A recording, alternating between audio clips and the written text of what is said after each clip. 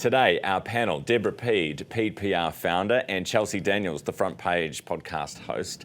Good morning. Morena. Morning. Good to see you both. What do you think of AI, Deborah? Because in my mind, if I'm a kid and I know that AI can do something for me, and I know that that can happen once I leave school, then I'm gonna think, why don't I just use AI now? Yeah, that's a good point. And that's a really good reason why teachers should not be stopping kids from using AI, but teaching them how to use it correctly, because it can be an amazing tool. It's like outsourcing your brain and just all these synapses popping with new information coming through. So let's teach kids how to use it. I use it a lot. I mean, I'm doing a course on AI right now, and I'm staggered at how much it improves your efficiency. But to me, it's like having a really hard-working intern in the office that's always working for you, but I'd never let that intern run the meeting. What course are you doing? Can you just do? It's called Coursive. It's for over 40, so you don't qualify. So it's used in language that more mature people can relate to. Well, they give you a bib at lunchtime. Chelsea, what about you? AI, I'm only starting to get into it because I didn't really trust it. And I like your analogy of an intern, because that's what I literally just said this morning as well. It's like you wouldn't let this assistant kind of run your podcast or do all of the research for me. I do feel like I need to check its answers. But we have used it a couple of times as a team just to be like, what's the tone of this email? Just to make sure, because I've always said, I said, look, I don't think that tone's right. And AI would be like, no, the tone is fine. And then, but you ask it in a different way, the same email, and it says, no, the tone's really off, it's really angry. So I don't trust it enough yet. But in terms of kids using it to cheat and stuff, I mean, kids are always going to find a way to cheat on exams. I mean, back in the day, we used to have our drink bottles unpeel the Mount Franklin label, write things on the back of it, and then slowly, methodically put it back. That's high-tech cheating. We used to write the notes on our legs and lift the skirt up, So, or the calculator. That was around in my day as well, so that's tried and true.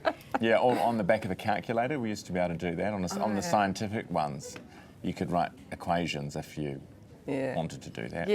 Yeah. Sometimes you just need that little bit of extra help. Look, I was more of a rule bender than breaker. In our school, it was like one strike and you're out. So no, I was a little bit too nervous to do wholesale cheating. But good on the kids for getting their head around AI. Yeah, agreed. Even if it's because they're lazy. Now, the big sleep out is happening in Auckland today. We spoke to Josephine Bartley, who's an Auckland councillor, who spent the night out in the rain last night. There's been a 53% increase in homelessness in Auckland, apparently. Some of these numbers can jump around a lot.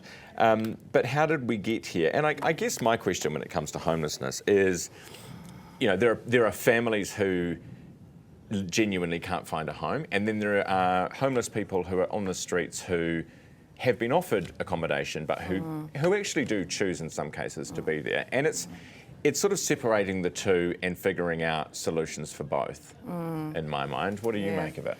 Look, I think, 53% increase, how did we get there? And this is holding a mirror up to our own society. And of course people fall through the cracks, but that we don't have enough support, or wraparound support there isn't enough shelter for them. And I'm perfectly happy to see more of my taxpayer dollar go towards a solution, but this is not good for our society. It's not good for the mental health and well-being of the people that have fallen through the cracks. We need to do better. We're judged by this, and we need to do better. Chelsea? Absolutely, we need to do better. I think something like the sleep out, for example, it made me immediately think of the 40-hour famine. Like, where did that go? But B, it oversimplifies the issue of homelessness, I feel, and really stereotypes it to rough sleepers. So there is there's a spectrum of homelessness, right? There's people living in their cars, there's people in emergency accommodation, temporary accommodation, sleeping on people's couches, and there's the rough sleepers. So I think something like the big sleep out, where it's well-intentioned, but it does oversimplify it, and it makes people, do their bit for 12 hours and say, take a couple of photos in the rain, on the street, in Yeah. a blanket, and then they get to go home into their comfy house, warm house. I think, something seriously needs to be done. Yeah, yeah. All right, they are raising money as well, which is the other good thing that they're doing. 24 minutes after 8, we'll be back with the panel in just a moment.